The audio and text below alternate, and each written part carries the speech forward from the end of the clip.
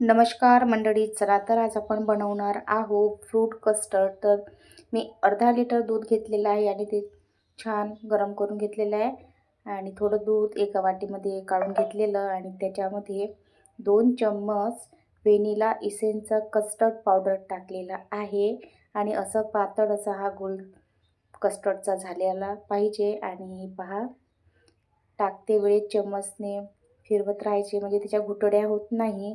आणि पहा, छानपैकी कस्टर्ड दुधामध्ये विरघळून गेलेलं आहे आणि थोडं शिजल्यानंतर दाटसरपणा आलेला आहे.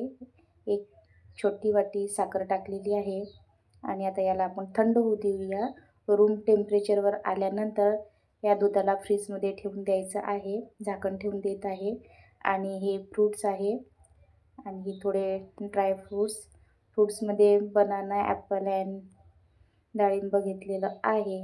आणि हे पाहू शकता, सर्व कट करून घेतलेलं. ॲपल टाकलं, डाळिंब आणि बनाना, थोडे ड्रायफ्रूट्स टाकून घेतलेले, चेरी, बदाम, काजूचे तुकडे आणि मनुका टाकून घेतल्यानंतर हे जे दूध होतं थंड झालेलं आहे मस्तपैकी, फ्रीजमध्ये ठेवून दिलेलं होतं. आणि हे पाहू शकता, या फळांवर हे टाकून घेतलेलं आहे आणि मस्तपैकी मिक्स करून घ्यायचं. तो वरून सजावटीसाठी गुलाबाच्या पाकळ्या टाकून घेतलेल्या आहे आणि वेलची पावडर राहिली होती टाकायची, तर आता वरून टाकून घेतलेली आहे. आणि असं हे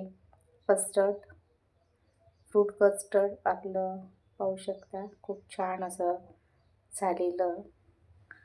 आणि आता हे पुन्हा मी थोडा वेळ फ्रीजमध्ये ठेवून देणार आहे आणि नंतर खायला घेणार आहे थंड झाल्यानंतर. आणि पहा, मस्त 1 तासानंतर छान असं थंडगार झालेलं आपलं फ्रूट कस्टर्ड. असं फ्रूट कस्टर्ड करा आणि मुलांना आणि घरच्या मंडळींना खायला द्या.